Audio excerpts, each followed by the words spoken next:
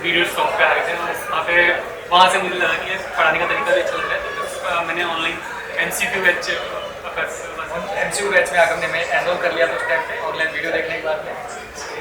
तो वहाँ से आपका एनालिसिस वगैरह वो सब मैंने DPP वगैरह सॉल्यूशंस भी थे वहाँ पे, तो वहाँ से मुझे अच्छा खासा लग रहा था और मैंने ऑनलाइन सारे टेस्ट दिए आपके।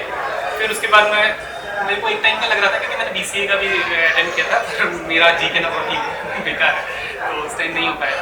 पर मेरे को वहाँ पे एक गलती हो गई थी मेरे से कि जब ओमरशिप भरते हैं तो मैं 51 क्वेश्चन का 52 में भर रहा था, 52 का 53 में, वैसे करके चेंज पूरा लग गया था, बहुत बेकार मेरे को। तो वहाँ जा वो बहुत ही गंदा एक्सपीरियंस था मेरा ओमर से, और वो पहले एक्सपीरियंस था, तो वो उसका डर बैठा हुआ था मैंने। तो फिर मैंने बहुत ही डरते डरते आपसे रिक्वेस्ट करी, मुझे लगा पता नहीं यार मतलब ऑनलाइन बच्चा हूँ तो ऑफलाइन कैसे अलाउ करेंगे, क्या पता कैसा रहेगा। तो मैंने बहुत ही डरते डरते एक मैसेज किया आपको कि सर मैं ऑफलाइन आ सकता हूँ, जैसे एक टेस्ट देने दो मेरे को, और मैं सोचा था कि उमर वगैरह लेके आ जाऊँगा मैं आपसे और घर पे ही भरता रहूँगा, उसको थोड़ा आइडिया रहेगा कैसे भरते हो। तो फिर मैं आया, तो एक टेस्ट दिया मैंने वहाँ पे, मतलब आपने एक ही बार में अलाउ कर दिया, वो सबसे अच्छा लगा मेरे को। उसके बाद में मैं आया तो मैंने टेस्ट दिया, उसी दिन आपने अनाउंस कर दिया कि कोई ऑनलाइन बच्चा आना चाहता है तो और आ सकता है। तो फिर मेरा मतलब मैं वही तो बैठा हुआ, तो फिर मैंने यही मेरा भाई रहता है तो उसके बाद रहना स्टार्ट कर दिया कि जब तक मेरा एग्जाम ऑफलाइन आके देता रहूँगा। तो तकनीक होते थे वहाँ पर, एक दो बार मैं अच्छी खासी रैंक पे गया था, आपकी जो लिस्ट लगती थी उसमें, तो मैं बहुत कुछ होता उस टाइम। देन एक और मोमेंट है सर आपका, जैसे हम टेस्ट देते थे, उसके बाद एक आध घंटे का ब्रेक होता था और उसके बाद में आप सॉल्यूशन एनालिसिस कराते थे। तो वहाँ पे क्या होता था कि बहुत बारिश वगैरह भी थी और बहुत लेट हो गए थे, तो वहाँ पे आपने बिना किसी को कुछ बोले आपने खाना ऑर्डर कर दिया। तो वो मोमेंट ऐसा था कि यार एकदम ध्यान रखा जा रहा है एकदम। मैं तो ऑनलाइन बेचता था, मेरे लिए तो एकदम सरप्राइजिंग था कि पहले तो अलाउ करना ही पड़ी बात, फिर उसके बाद ऐसा एकदम ध्यान रखने वाला, तो बहुत ही अच्छा माहौल था यहाँ से। तो आगम ने जैसे बताया कि एक दिन क्या हुआ था कि मैं उस जर्नी के बारे में छोटा सा मैं बताता हूँ। जर्नी के बारे में एक टाइम था कि ऑफलाइन ऑनलाइन जो टेस्ट होता था वो 4 से 6 टेस्ट होता था, उसका सॉल्यूशन 7 से 7:30 बजे स्टार्ट होता था, तो उसका जब सॉल्यूशन चल रहा था तो रात को करीब 10 बज गए थे। तो मेरे सामने जो ऑफलाइन स्टूडेंट बैठे थे, तो ये मेरा रहता है, मैं हमेशा टास्क जो मेरे मैनेजमेंट को संभालते हैं उसको बोल देता हूँ जितने भी ऑफलाइन स्टूडेंट बैठे उनके लिए आप खाना मंगवा दो, क्योंकि ये बच्चे अब रात को अपने PG में जाकर खाना खाएंगे तो नहीं मिल पाए खाना। तो मैंने सबके लिए खाना वहाँ पे मंगवा दिया था, और उस टाइम पे आगम मौजूद था, तो आगम को थोड़ा सा मतलब ना दिल को छू जाने वाली बात होगी या थोड़ा सा इतना ध्यान रखते हैं भाई। बिल्कुल मेरे को मानवता के नाते जब भी कोई स्टूडेंट मुझे जुड़ता है तो मैं हमेशा ये मानता हूँ वो मुझसे दिल से जुड़ा हुआ है और मुझे उसको एक सक्सेस का मार्गदर्शन दिखाना ही है ना। तो वो मूवमेंट आगम के लिए बहुत अच्छा मूवमेंट रहा। उस दिन रात को 11:30 बजे जब पेपर सोल्यूशन कंप्लीट हुआ था, तब उसके बाद मैं घर पे गया था, उससे पहले मैं घर पे भी नहीं गया था, और उस टाइम घर पे जाने के बाद मैंने खाना खाया था। बल्कि ऑफलाइन जितने स्टूडेंट थे उन सबके लिए मैंने खाना ऑर्डर कर दिया था। तो अच्छा मूवमेंट रहा। और बाद में आगम जैसे आपने जो टेस्ट की, हमारी जो टेस्ट जब कंप्लीट की, तो आपने हमारे टेस्ट में कैसे क्या मतलब कैसा क्या फील हुआ टेस्ट देने के बाद में आपको? हमारी टेस्ट से थोड़ा सा बताओ कैसे का फील हुआ?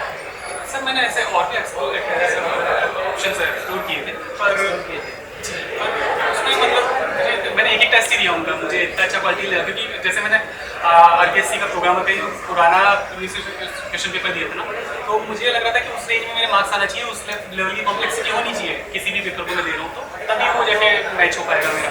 और अगर उसमें इंप्रूव करने के लिए मार्क्स को एनालिसिस करना पड़ेगा, तो आपका क्वेश्चन का पैटर्न ऑलमोस्ट उससे मैच करता था। एक और अच्छी बात थी सर कि जैसे आप कोई क्वेश्चन अगर कॉपी भी करते थे ना कहीं से, तो उसके जो वैल्यूज थे वो क्लीन कर देते थे आप, तो वो हर बार क्वेश्चन देखने के बाद भी ऐसा नहीं था कि आंसर मुझे पता है, ऑप्शन में होता था पर वो आंसर सही नहीं होता था, तो वो सोचना पड़ता, हर बार सोचना पड़ता था, हर बार कैलकुलेट करना पड़ता था, तो वो चीज़ें थी। आगम जैसे कि आपने बताया कि टेस्ट पेपर में वो इसलिए होता था, टेस्ट पेपर हमेशा मैं सेल्फ प्रिपेयर करता था, और जब भी मैं कोई टेस्ट पेपर प्रिपेयर करता हूँ तो हमेशा मैं ध्यान रखता हूँ कि किस पेपर के अकॉर्डिंग मुझे तैयार करना है। RPSC प्रोग्रामर मतलब एक अधिकारी पोस्ट है, कि उस अधिकारी पोस्ट के अकॉर्डिंग ही मैं क्या करता था, उस पेपर को रेडी करवाता था। और जब पेपर रेडी करता तो मैं सेल्फ खुद से मैं पेपर रेडी करने में 17 से 18 घंटा लगाता था एक पेपर रेडी करने में। तो आगम 17 से 18 घंटा लगाने के बाद वो पेपर रेडी होता है। सर आप RPSC के 1 महीने का 1 महीने बिल्कुल ये चीज़ तो बिल्कुल सही बात है कि RPSC जो पेपर रेडी करता है लगभग 1 महीने लगा देता है एक पेपर की, तो अधिकारी पोस्ट पेपर होता है 1 महीने रेडी होता है। तो मैं भी 17 से 18 घंटे लगा के और उस पेपर में वो चीज़ मैं आपके सामने रखने की कोशिश करता हूँ कि आपके जो कॉन्सेप्ट है वो क्रिस्टल क्लियर हो जाए, है ना। तो वो सारी चीज़ें आगम ने हमारी टेस्ट सीरीज के माध्यम से देखी। आगम ने जैसे बताया कि और भी एक्सप्लोर किया था, अदर रिसोर्स भी एक्सप्लोर किए थे, लेकिन फिर लगा कि यार नहीं, वो वर्थ नहीं है। यहाँ पे जो टेस्ट चल रही है प्रॉपर टेस्ट है। आदम ने हमारे बहुत सारे टेस्ट जो ऑफलाइन आके दिए थे, ऑनलाइन इन्होंने सभी टेस्ट साथ में आगे जो DPP होती है, जिसको डेली प्रैक्टिस पेपर नाम जानते हैं, इसके बारे में मुझे फुल फॉर्म अभी पता चल गया, मिल रहे हैं फ्री में। क्या बात है। DPP तो हमारा डेली प्रैक्टिस पेपर होता है। मुझे फुल फॉर्म अभी पता चला। पर हाँ, उसमें पेपर होते थे, उसका एनालिसिस भी था, उससे वीडियो भी थे। तो मैं मुझे लगता था शायद ये टेस्टिंग ऐसे अलग से होंगे ऐसे क्वेश्चन पेपर में मॉक पेपर आप पूरा पैटर्न से होता है। DPP में एक सेलेक्टिव चैप्टर वाइज ऑलमोस्ट मेरे चैप्टर टाइप होंगे, मैंने सारे अटेम्प्ट किए और उसमें एनालिसिस वगैरह दिखता था। और हाँ, तो मुझे वहाँ पे भी मतलब ऐसा लगता था कि यार ये एक्स्ट्रा फ्री में मिलता है कोर्स के साथ। मैं तो उसके हिसाब से किया था, मूड के हिसाब से।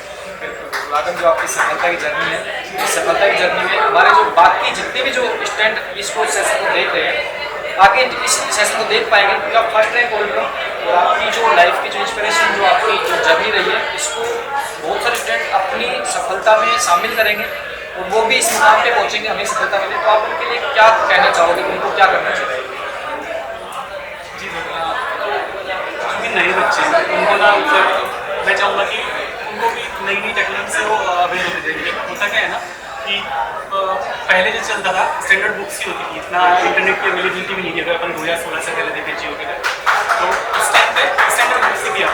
पर अभी धीरे धीरे कोचिंग इवॉल्व हो गई है, उन्होंने ऑनलाइन चालू कर दिया है। पहले क्या था, कोचिंग जहाँ है बस वहीं पे बच्चा रहता था तो उसको मिलेगा, अभी ऑनलाइन हो गया। अब कहीं पे भी हो, किसी भी अच्छे से अच्छे टीचर से पढ़ सकते हैं। वो कितनी मतलब वास्ट ऑडियंस को कैप्चर कर सकते हैं। पर यहाँ पे टीचर्स की एक मजबूरी होती है कि उनको एकदम कमजोर से कमजोर बच्चे को साथ लेके चलना पड़ता है क्लास में, क्योंकि वो बेस से स्टार्ट नहीं करेगा तो बहुत सारे बच्चे भी पीछे रह जाएंगे। टीचर्स की अपनी मजबूरी है। और अगर आपको एकदम पर्सनलाइज लर्निंग चाहिए तो अभी टेक्नोलॉजी इतनी आगे बढ़ गई है कि आपका सही है, आप उससे आप पिन पॉइंट करके सवाल पूछिए, वो आपके जवाब देंगे। मैं अपना एग्जांपल देता हूँ, तो मैं प्रैक्टिकल और थ्योरी दोनों को बताता हूँ। प्रैक्टिकल में मुझे क्या दिक्कत होती है ना सर, एक एग्जांपल देता हूँ कि जब IP का हेडर है, अगर उसका आपको पार्सिंग करनी है तो वो मेरे को कभी भी समझ में नहीं आता था, क्योंकि मतलब ऐसा होता है कि मतलब ये नंबर्स आ गए आपके हेक्साडेसिमल में, वो बाइनरी में पास करो, इतना समझा था। उसको हेडर को पास करो, वो शायद मैंने आपका कोर्स वैसे नहीं किया, इसलिए शायद आपने क्लास में नहीं किया होगा। तो मेरे को ChatGPT से बात करनी पड़ी कि भाई ऐसे ऐसे मेरे को बता, तू राउटर ही बन जा, मेरे से ऐसे बात कर कि पैकेट आया हेक्साडेसिमल, उसको प्रोसेस कर, यहाँ से ये ले, यहाँ से बोले और एकदम लेके जा मेरे को एंड तक कि तो कैसे A to B पहुँचाएगा, पीछे तक राउटर। तो उसने एकदम स्टेप बाय स्टेप एक बढ़िया सी स्ट्रिंग ली, उसने बताया कि ये IP पोर्ट का हेडर है कि 1% वैसी है, एकदम स्टेप बाय स्टेप गया वहाँ पूरा सिस्टम क्लियर कॉन्सेप्ट। अब जब मेरे को MCQ जब सॉल्व करने हैं उस टॉपिक पे, तो मेरे को क्वेश्चन सॉल्व नहीं हो रहे, मैंने उनके स्क्रीनशॉट निकाल के रखे, मैंने ChatGPT को भेजे कि देखो ये क्वेश्चन नहीं आ रहा इस टाइप के, वैसे और क्वेश्चन पूछते जाओ अब तक मैं मना नहीं। तो वो बहुत सारे उसी टाइप के रैंडम क्वेश्चन पूछता है, जो क्वेश्चन आपको ऑनलाइन भी नहीं मिलेंगे। बिल्कुल बिल्कुल, देखो ये चीज़ आपने बहुत अच्छी बताई, जबकि ये चीज़ जितने भी मेरे साथ अभी स्टूडेंट जुड़े हुए हैं, जो आगे जो हमारे कोर्स चल रहे हैं उनके स्टूडेंट जुड़े हुए हैं, उनको मैंने अभी ChatGPT को यूज करना सिखा दिया है। और मैंने टास्क दे रखी है कि आपको पर डे 50 क्वेश्चन ChatGPT से करने हैं। तो अगर मैंने बताया कि आपको अगर अच्छी स्मार्ट स्टडी करनी है तो आपको टेक्नोलॉजी के साथ स्टडी करनी है। टेक्नोलॉजी के साथ जुड़ के जब आप स्टडी करते हो ना, तो आपको एक अलग, एक इफेक्टिव और एक इम्पैक्टिव टाइप की स्टडी करने में मजा आता है। तो आपको ये चीज़ भी सीखना है कि आपको अपनी स्टडी को एक अच्छे एनालिटिक टाइप की स्टडी बनाना है। तो उसमें फिर आप स्वयं कंप्यूटर साइंस स्टूडेंट हो तो फिर आपको टेक्नोलॉजी इंक्लूड करना है। और टेक्नोलॉजी में जैसा कि आज के दिन आपको पता ना AI का ज़माना है, तो भाई आप तो AI के ज़माने में जीरो और आप तो AI के स्टूडेंट हो, तो फिर आपको तो ये चीज़ यूज करना आना चाहिए, आप यूज़ करोगे। तो आपने बताया कि जब भी सर मैं आपका कोई टेस्ट देता था, तो इन्होंने मुझे ये भी बताया कि जब भी मैं आपको टेस्ट देता था तो मुझे जिस भी क्वेश्चन में डाउट होता था तो उस क्वेश्चन का मैं स्क्रीनशॉट लेके और उसके बाद में क्या करता था, उसको ChatGPT पूछता था। तो जब स्क्रीनशॉट ChatGPT पूछा जाता था तो उसके उस टाइम पे ChatGPT मुझे उसका आंसर तो देता ही था, डाउट का आंसर तो, लेकिन साथ में मैं क्या करता हूँ उससे सिमिलर क्वेश्चंस और मैं उसके सिमिलर क्वेश्चंस क्या करता था, मैं देखता था। तो ये लाइफ की भी अच्छी जर्नी है और आपको भी सीखना चाहिए, एडवांस टेक्नोलॉजी को काम में लेना चाहिए। और आगम जो आगे आने वाले जो भी वैकेंसी हैं, जिनके बच्चे आगे आने वाली वैकेंसी की तैयारी करेंगे, तो उनके लिए आप एक लाइन में क्या कहना चाहोगे, आपको किस टाइप से कैसे आप एक और पॉइंट है, जैसे आपको थ्योरी वाला पेपर स्टार्ट करना है ना, एक मेरे को आइडिया था, मैंने यूट्यूब पे देखा था एक वीडियो, मेरे को क्वेश्चन जो कपलिंग वाला है ना, वहाँ पे उनको सीक्वेंस में याद करना पड़ेगा आपको, क्योंकि क्वेश्चन आ जाता है कि ये सीक्वेंस में जमा हुआ हो सकता है। तो मेरे को याद ही नहीं हो रहा था, बहुत कठिन था। तो एक टीचर थे, मतलब मैं भूल गया उनका नाम, पर वो वहाँ पे उन्होंने एक स्ट्रिंग दे दिया ऐसा कि एक लाइन बना दी कि कल तुम फिर कंप्यूटर से फंक्शन बनाना है ऐसा। तो मेरे लिए अजीब था कि ये क्या चीज़ है, फिर वो उन्होंने एक्सप्लेन किया कि कल से कोई से जन से लॉजिकल हो सकता है। मतलब कि ये चीज़ है कि जैसे मान के चलो कि आपके भी जो जैसे है ना भाग बटे 50, जिसमें बाबर, हुमायूं, अकबर, औरंगजेब है ना, शाहजहाँ, ये सारे जो सीक्वेंस में आ जाते हैं। तो ये आपको इस टाइप की ट्रिक को भी काम में लेना चाहिए लाइफ में, क्योंकि जो ट्रिक होती है इस टाइप की, इसमें क्या होता है कि आपको सीक्वेंस में चीज़ें याद करनी होती है तो आप जल्दी चीज़ याद कर पाते हैं। और ये मुझे पता है कि मैं नॉन टेक का स्टूडेंट नहीं हूँ, मुझे नॉन टेक याद है, लेकिन अब भी मुझे पता है कि जो ये जो पीरियड है भाग बटे 50, इसमें बाबर, हुमायूं, अकबर, ये मुझे अब भी सीक्वेंस में आते हैं, ट्रिक याद कर सकते हैं। वैसे याद नहीं कर सकते आप, लेकिन ट्रिक से आप जरूर याद कर सकते हैं। और उस टाइम पे टीचर्स बना के देते थे, मेरे को बचपन की भी याद है। पर आज आप चैट जीपीटी से बनवा सकते हो, आप पूरा से बात करो, उसको बोलो कि मेरे को ये सिंपल सा बना के दे दो जिससे मुझे याद हो जाए। एक तो अच्छा नहीं लग रहा, दूसरा बनाओ, तीसरा बनाओ, एक लाइन तो अच्छा लगेगा और उसको याद कर लो। और एग्जाम तक ही याद रखना। मेरे को बहुत सारे बना के दिए थे उसने, तो मैंने रट लिए थे उस टाइम पे, अभी मुझे याद भी नहीं। तो आपको 1-2 महीने याद रखने। बिल्कुल बिल्कुल।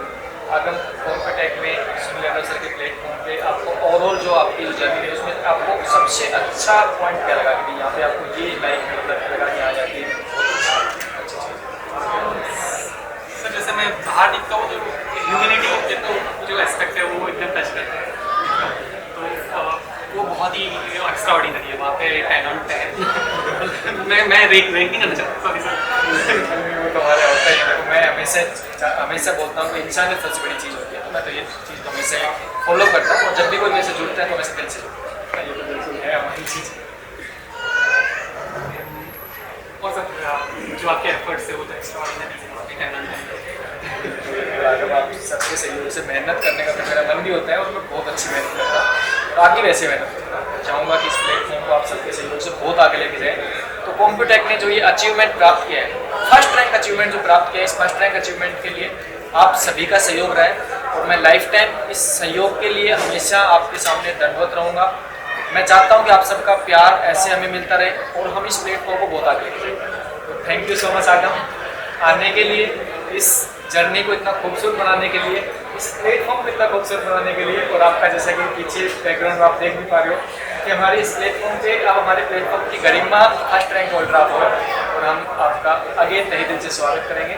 और जल्दी हम आपको एक ऑफलाइन सेशन इन्वाइट करेंगे, यहाँ पर ऑफलाइन बच्चों के सामने हम आपको इन्वाइट करेंगे। आपसे पूछेंगे कि आपने चैट जीपीटी के माध्यम से जो चीज़ें सीखी है उनको आप कैसे इफेक्टिव यूज करते हैं। वो सेशन भी बहुत जल्दी आपके लिए हम कंडक्ट करवाएंगे। ऑनलाइन ऑफलाइन दोनों मोड में सेशन रहेगा, तो आप उस टाइम पे चैट जीपीटी का एक प्रॉपर यूटिलाइजेशन करना सीखना, एआई के ज़माने में आप जीना सीखना और आप अपनी तैयारी को स्ट्रॉन्ग करना। Thank you so much, most welcome.